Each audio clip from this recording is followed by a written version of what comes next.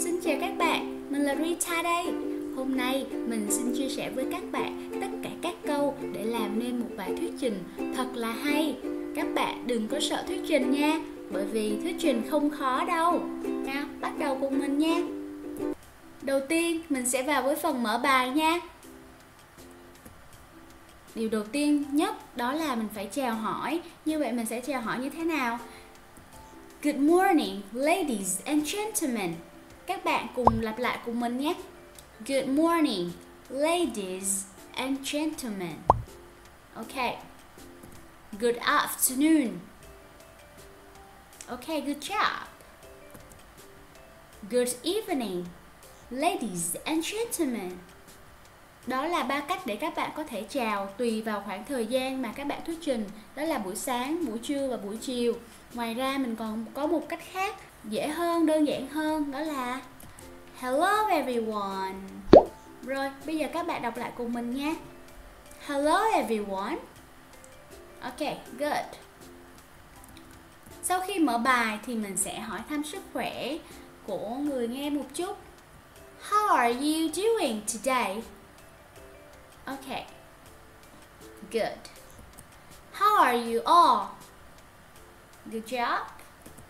Hope most of you are well today. Very good. Sau khi hỏi thăm sức khỏe thì mình sẽ dẫn dắt khán giả vào bài thuyết trình của mình. Mình sẽ dẫn dắt như thế nào?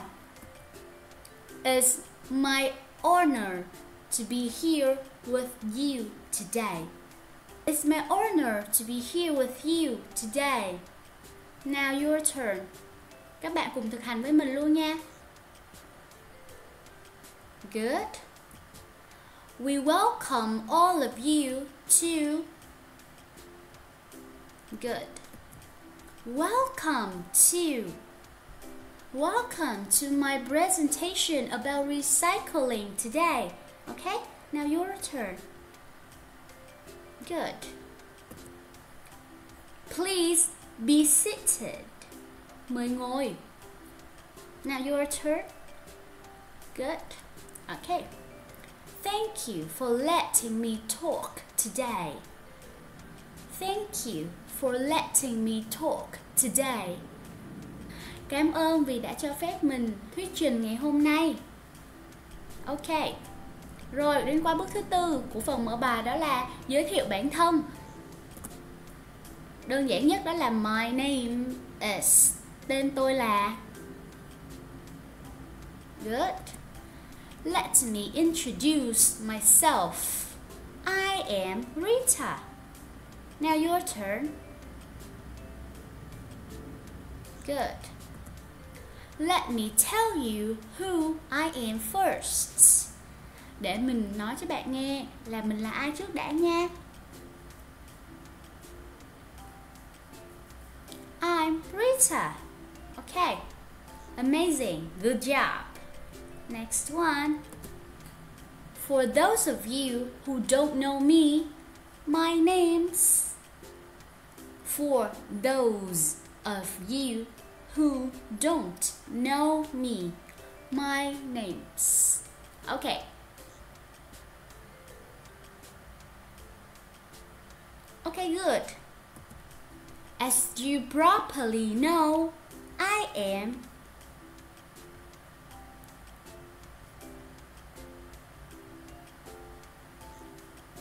Good.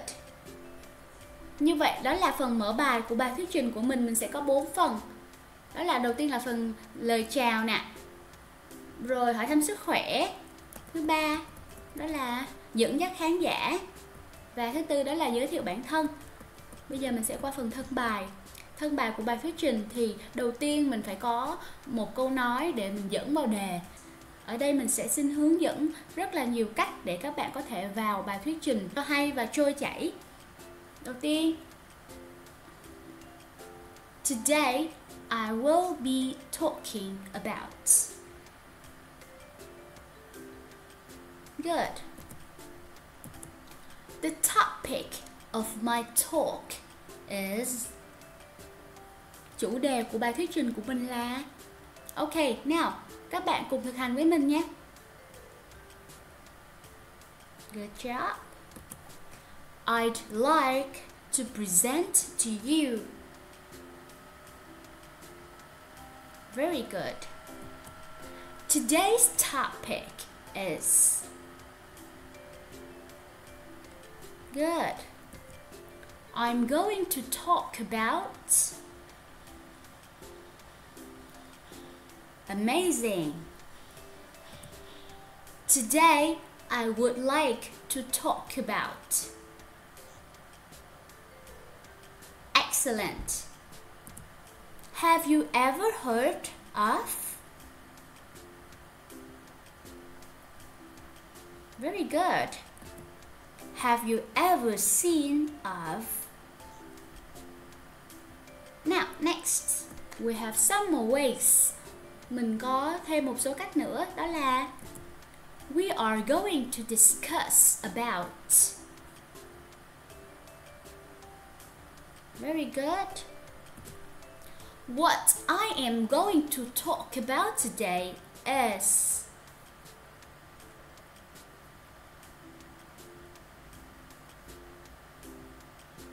Awesome. What I'd like to present to you today is... Okay, I will make it slower. Mình sẽ nói chậm lại ha.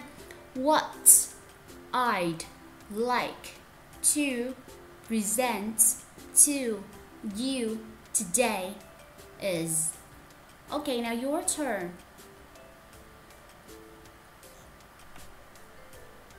Very nice.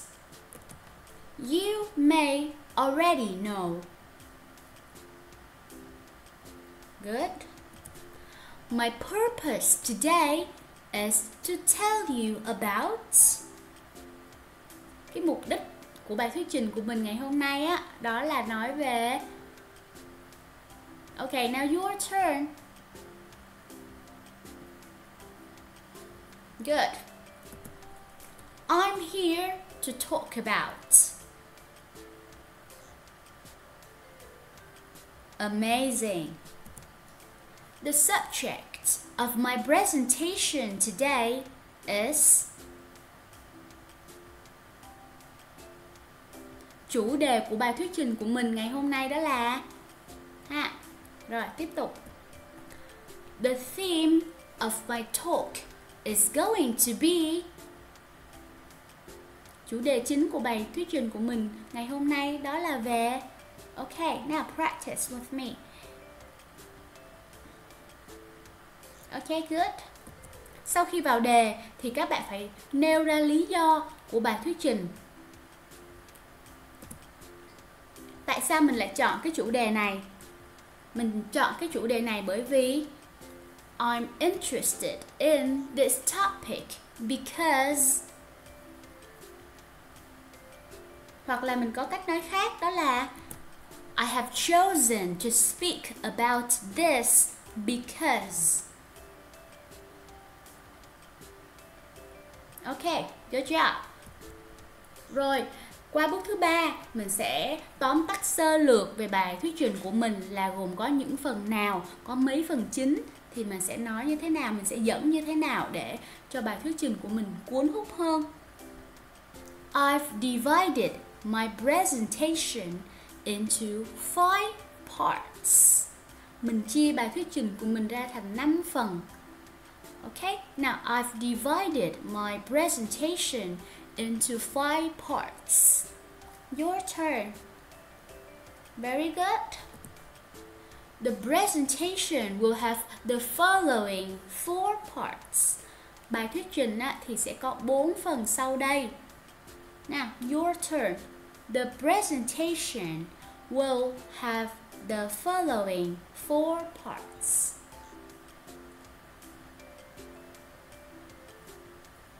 Okay, next we have another way. There are 3 main sections in my presentation today. Có 3 phần chính trong bài thuyết trình của mình ngày hôm nay. Okay, now your turn. Good. I have 2 main parts in my presentation. Okay, good. I'm going to tell you 6 main parts. Mình sẽ thuyết trình về 6 phần chính. Okay, good. Let's begin our presentation by giving you the outline. Let's begin our presentation by giving you the outline. Outline ở đây có nghĩa là bài sơ lược, bài những tóm tắt những ý chính á. Như vậy bây giờ mình xin bắt đầu bài thuyết trình của mình bằng cách là sẽ giới thiệu với các bạn các phần chính như sau. Còn cách nữa đó là I will begin by going over the main points of our presentation. Mình sẽ bắt đầu bằng cách điểm qua các phần chính của bài thuyết trình của mình. Rồi bây giờ các bạn cùng đọc lại với mình nha. I will begin by going over the main points of our presentation.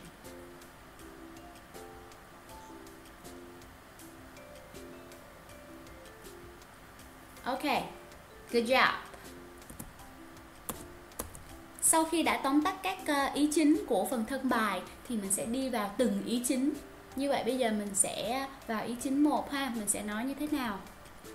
Thì trong ý chính 1 thì mình phải có mở đầu, phải có kết thúc của cái ý chính 1 đó, đúng không? Như vậy để mở đầu cho cái ý chính 1 đó thì mình sẽ nói như thế nào? What I am going to talk about first is. Điều mà mình muốn nói đầu tiên đó là. Như vậy các bạn cùng thực hành với mình nha. What I am going to talk about first is. Okay. First, I'll talk about. Đầu tiên mình sẽ nói về. Okay, now repeat. First, I'll talk about. Very good. Firstly. Okay? Or at first. So, first things first. Điều quan trọng nhất là. Very good. My first point is on. Điểm đầu tiên trong bài thuyết trình của mình là về. Okay. To begin, I will show you. Để bắt đầu thì mình sẽ cho bạn xem. Okay. To begin, I will show you.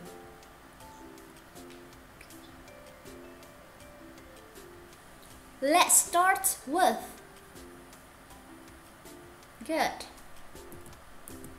Sau khi mà các bạn đã mở đầu rồi thì đến bước tiếp theo đó là bạn phải khai thác ý. Trong cái ý chính 1 này thì mình sẽ phải khai thác như thế nào?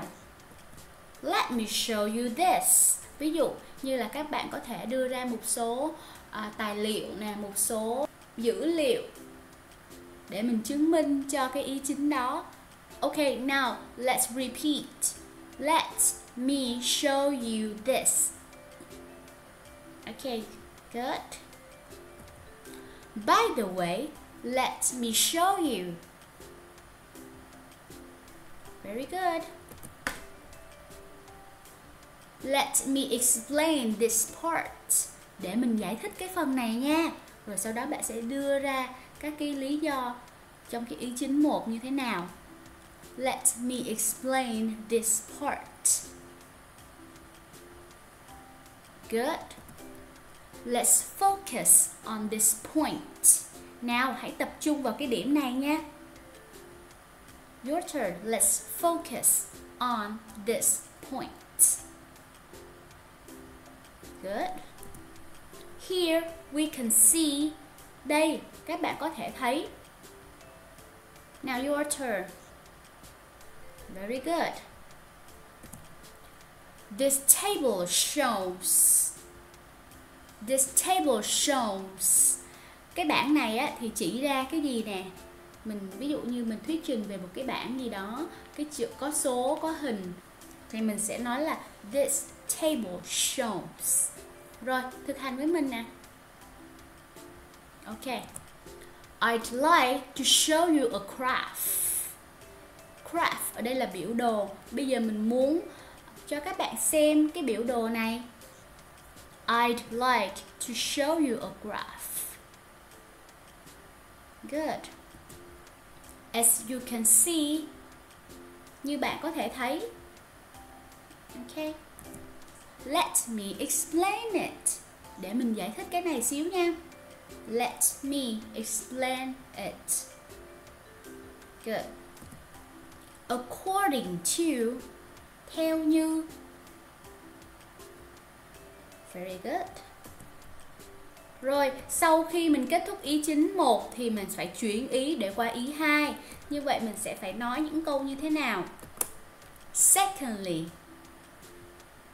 Good. After that. Sau đó là. Ok, repeat. After that. Next. Moving on to, I would say that. Moving on to the second point, I would say that. Very good. After this, I'd like to go over. After this, I'd like to go over. Then I'll move on to the next point about. Như vậy bây giờ mình sẽ qua phần điểm chính tiếp theo. Đó là về then I'll move on to the next point about.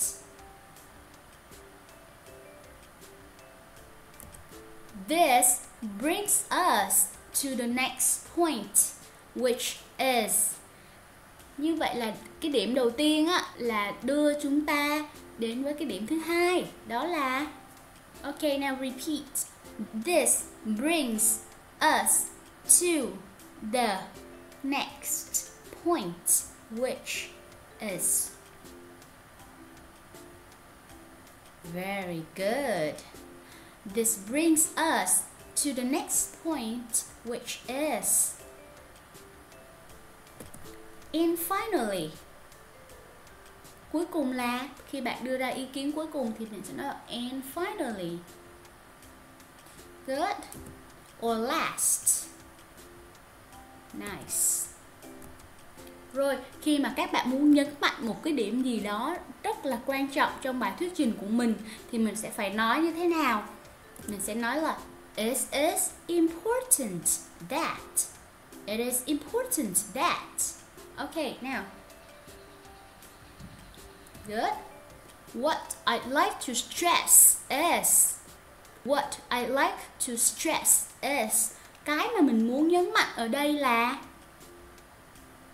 What I'd like to stress is. Now, your turn. Good. What I'd like to focus on is. Cái mà mình muốn tập trung nhất vào đây á là.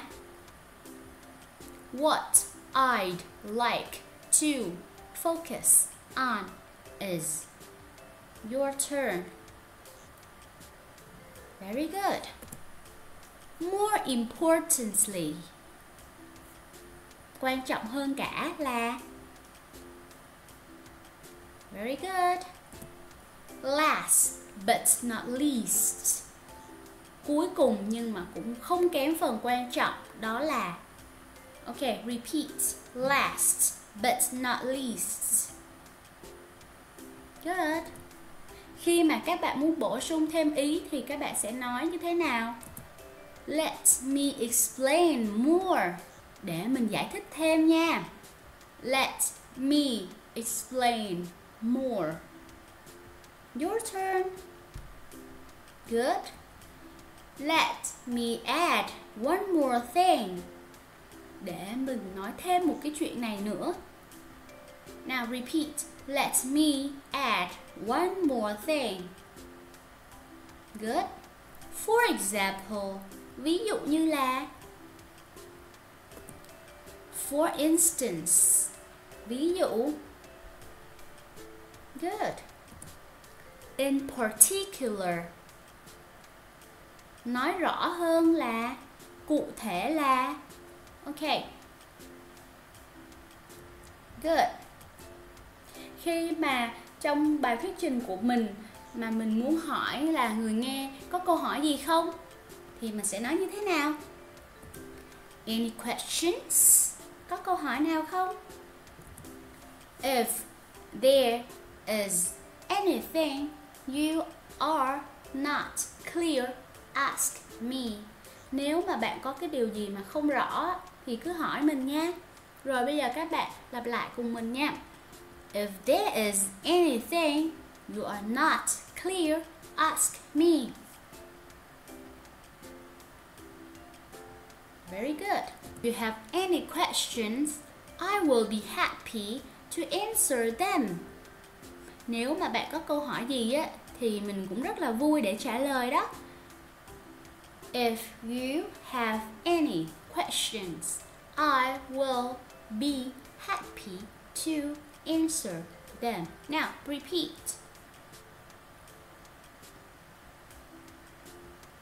Very good. Khi mà bạn không nghe rõ mà bạn muốn hỏi lại thì trong bài thuyết trình thì mình phải hỏi như thế nào? I didn't quite get that. Mình thì không nghe được rõ lắm. I didn't quite get that. Good. Sorry, I didn't quite follow you. What do you mean? Xin lỗi nha, mình không nghe kịp bạn.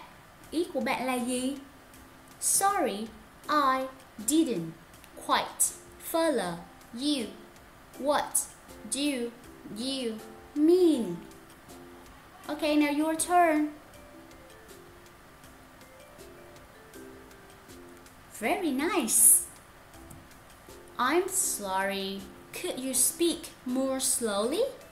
Xin lỗi nha, bạn có thể nói chậm lại xíu được không?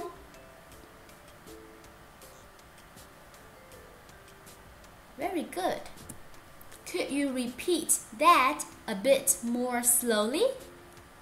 Bạn có thể lặp lại chậm hơn một xíu được không?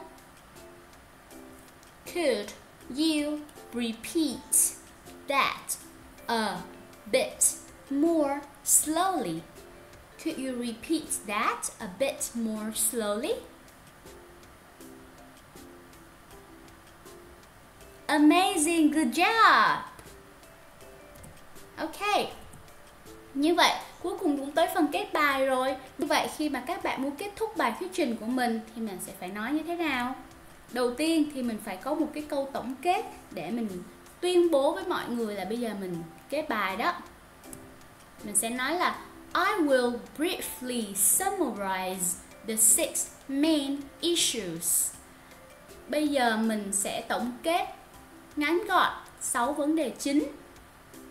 I will briefly summarize the 6 main issues.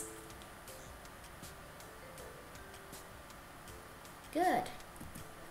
Let me sum up my 6 points. Để mình tổng kết lại 6 điểm chính của mình nha. Let me sum up my 6 points.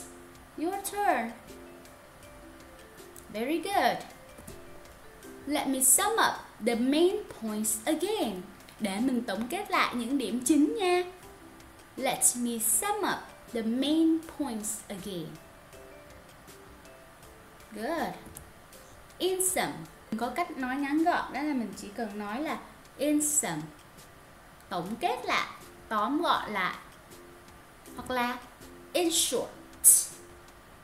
In short, nói ngắn gọn là. Good. To wrap up, gói gọn lại. Đoạn wrap này á, mình sẽ đọc âm câm W đầu tiên. Mình đọc giống như là wrap, giống như đọc rap á. Wrap. Động từ wrap này có nghĩa là gói lại. Ví dụ như gói quà thì mình có là wrap the present. Như vậy là mình gói quà và sau đó mình cột lại bằng một cái dây ru băng. I wrapped the present and tied it with ribbon. Ok. That's all for this topic. Đó là tất cả những gì về cái chủ đề ngày hôm nay. That's all for this topic. Your turn. Very good. Once more. Một lần nữa, bạn muốn nhắc lại á, thì mình sẽ nói là once more. Good. Khi mà mình muốn nhấn mạnh lại thêm một lần nữa thì mình sẽ nói là please keep in mind that. Keep in mind có nghĩa là nhớ nha. Don't forget. Remember. Please keep in mind that. Good. Next. Please bear in mind that. Very good. Bear in mind và keep in mind giống nhau ha. Đây là bear in mind. Bear in mind và keep in mind đều có nghĩa là nhớ rằng. Remember that. Don't forget that. Ok. Rồi, cuối cùng cũng tới phần kết thực sự. Đó là câu cuối cùng để mình kết thúc lại bài thuyết trình của mình. Thì mình sẽ nói là that brings me to the end of my presentation.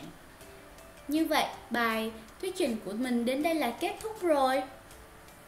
That brings me to the end of my presentation. Now your turn. Good. That is the end of my presentation. Okay, good. That ends my talk. Bài nói của mình kết thúc rồi. Good job. That's all I have to say. Đó là tất cả những gì mà mình muốn nói. That's all I have to say. Now your turn. Okay. After that, you can say thank you. Sau cùng thì các bạn có thể gửi lời cảm ơn đến những người đã đến dự bài thuyết trình của mình, hoặc là cảm ơn những người đã nghe bài thuyết trình của mình. Mình có thể nói là thank you for your time. Cảm ơn vì đã dành thời gian cho mình nha. Thank you for your time. Good. Or thank you for your listening. Cảm ơn vì đã lắng nghe nha. Thank you for your listening. Good. Okay, that is the end of my presentation. Thank you for watching.